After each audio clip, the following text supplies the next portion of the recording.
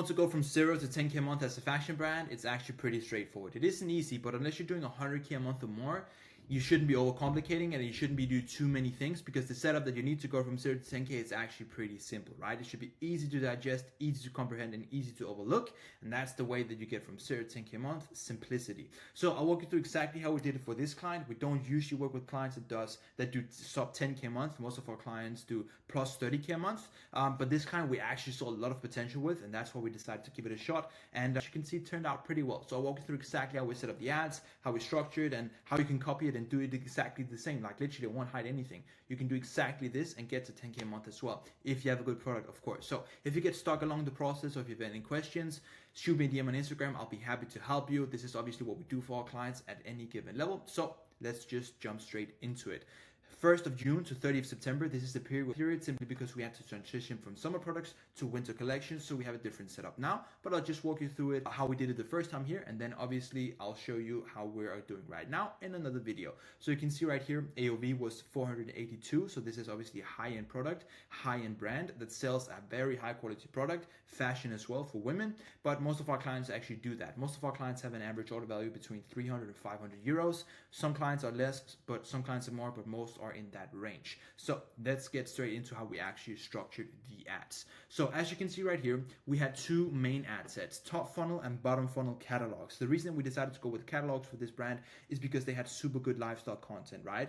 And when they have super good lifestyle content, we can create a very good looking product set, which really engages with new customers. So you can see we have top funnel catalog, 2.5x ROAS, 12K in revenue, Fundal media, bottom funnel catalog, 4.6 ROAS, 90, just around 20K in revenue, and obviously 32K total, 4.3 ROAS. Obviously, as I just showed you, it's 40, but Meta doesn't track everything, as you know, so it's more for 4x ROAS. So really good numbers from 0 to these kind of results pretty quick is all right. So let me show you how we structured our top funnel. Now, first of all, I'll show you how the audience looks, and then I'll show you how to structure the campaign just so you know exactly how to do that as well.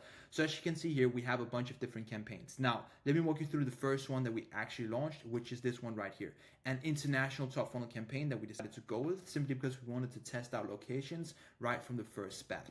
No, right from the start line, right? What you want to do, first of all, when you get to the ad set level, I'll show you how to structure the campaign level, but once you reach the ad set level, you have to select find prospective customers, even if they haven't interacted with your business. To apply this setting, you have to select on your campaign level, you have to select Advantage Plus catalog ads and put that on right here, as you can see that I've done right here. Once you have that on, this option will appear on your ad set level. So that's what you have to do on the top funnel, not on the bottom funnel, on the top funnel. I'll show you how to do the bottom funnel after the top funnel, right? What you can see here is that on our locations, we actually added a bunch of different ones because we just wanted to test out where our audience actually was. We added UAE, Australia, Belgium, Canada, Switzerland, Germany, Estonia, Spain, UK, Croatia, Italy, Lithuania, Latvia, Saudi Arabia, and Slovakia. So we tested these different locations just to see where were our customers coming from.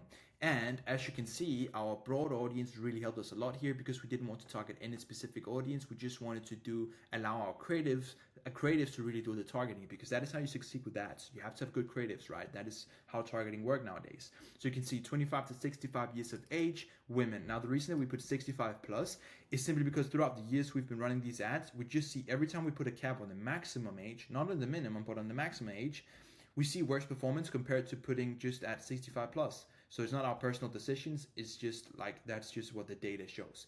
Now, I can't show you the catalogs because that will obviously give out the brand's name and the brand's products, etc. And I just show you the numbers, so obviously I can't do that. But it's very simple. You create a product set for a dynamic catalog, you create a strong ad copy, you select override catalog deep links so that you link directly to the product pages of the products in the catalogs. If you have any questions, shoot me a DM on that as well. I'll help you do it. And then you just select a very, very good looking product set, and then you just launch it like that. It's a very straightforward when it comes to catalogs because there's some certain guidelines that you have to follow when you set up the catalog. So it's pretty straightforward.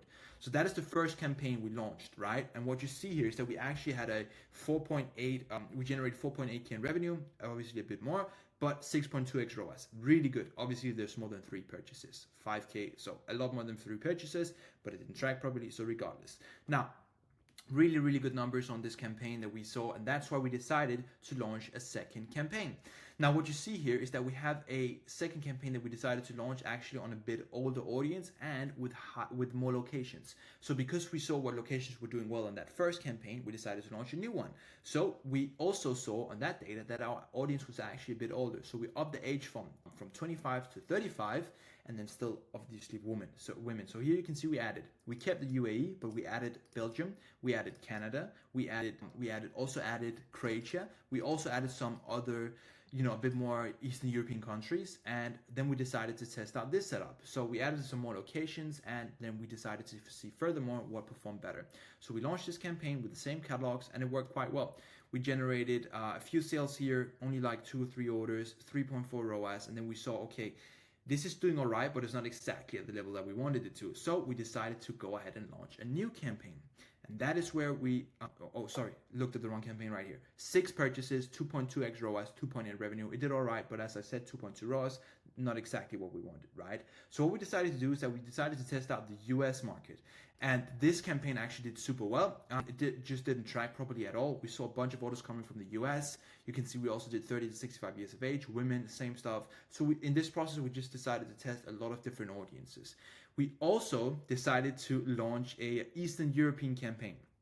Now you see it had a 1.6 ROAS, 2.9k in revenue.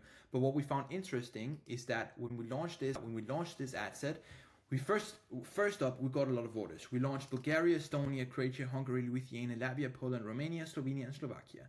The first week we got a lot of orders. But what we then saw was that on our bottom funnel, we decided to get a lot of orders from the Eastern European countries. They were not converting on the top funnel. They were actually converting on the bottom funnel. You can see 4.6 ROAS, 2.5 ROAS right here.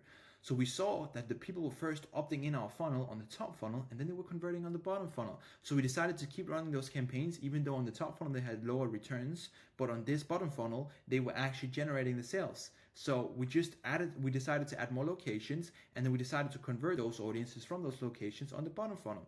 And the way that we did this is that we set up some different campaigns.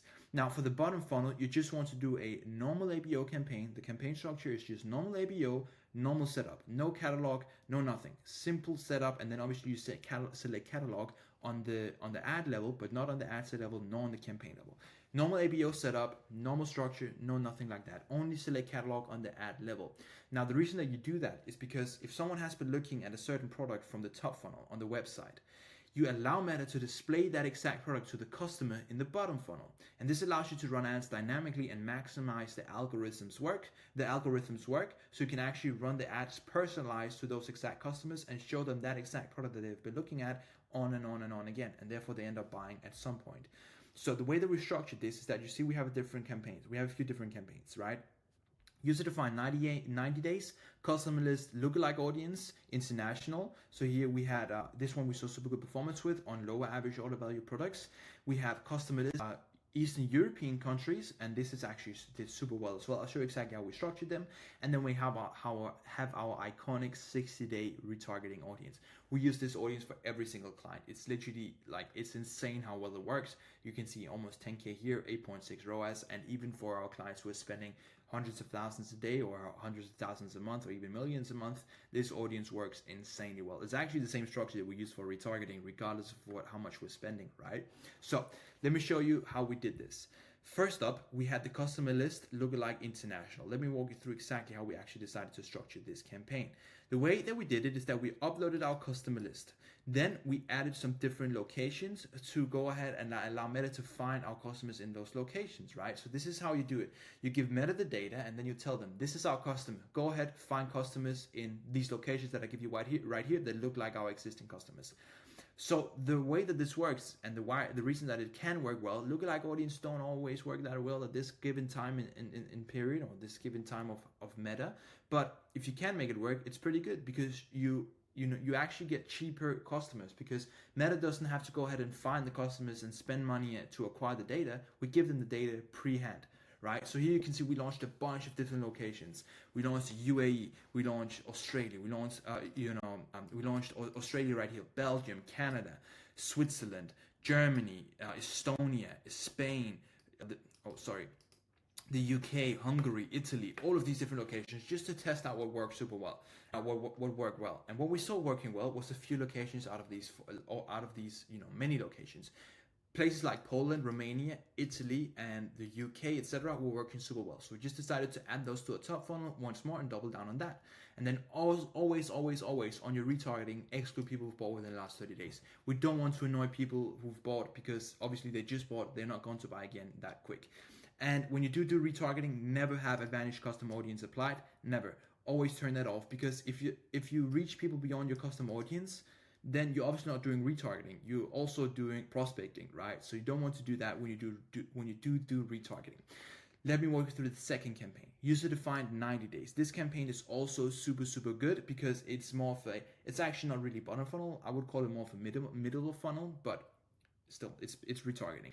We have added to cart in the last 90 days people who've viewed a page, people who've viewed content, visited the website, engaged with the Instagram page, but also viewed a catalog. The reason that we added this audience is simply because we were running catalog ads for this brand. Therefore, it made super good sense to run catalog view retargeting, because we have so many people who have viewed our catalog but didn't buy. So this also works super well, and we did this within a 90-day period. As you can see, we got 1K. We only ran this for a few days. We did 7.7 ROAS, so just super well. Really good audience. Now, the last two audiences I would like to show you. Custom list Eastern Europe. This one was really powerful as well. You can see we actually only scaled this down to even 10 euros at some point, because we did some rebranding and stuff like that. So we didn't want to spend too much. And actually, we didn't do rebrand. We were out of stock. I just remember that. We were out of stock, so we had to descale. So this was spending 50, 60 euros. And keep in mind, this is a smaller brand, right? 50, 60 euros a day at some point. Now, what you can see here is that we, again, uploaded the customer list, and then we just add Eastern European countries. And the reason that we do this is that usually we like to divide our targeting in different countries and different, in different regions, just because it keeps structure, and we've just seen better performance doing that. So divide the US in one section, divide Eastern Europe in one section, divide Scandinavia in one section, do it like that. Works the best. Here you can see we did places like Bulgaria, Czech Republic, Moldova, Poland, Romania, Slovakia. We did Albania, and this worked extremely well. You see here, let me just check the ROAS, 4.6 ROAS, 3.1K. Really good audience as well. It works super well for us. This super good. Here, let me walk you through the 60 days. This is actually the prime kind of retargeting audience we use, as I mentioned. Added to cart in the last 60 days, initiated checkout last 60 days, purchase last 60 days, visit the website last 60 days, add the payment info last 60 days, engage with Instagram and engage with Facebook. Extremely strong audiences, very well structured, and just really good way of kind of keeping people in the loop. And obviously, as I said, we did catalogs for this brand. Some brands, the catalogs doesn't work. Some brands it does. There's different things work for each brand, right? But in this case, it just worked super well. So this was how we took this client from 0 to 10K a month, international basis. This is the exact retargeting audiences that we used. It's exact international campaigns we use. It's the exact structure.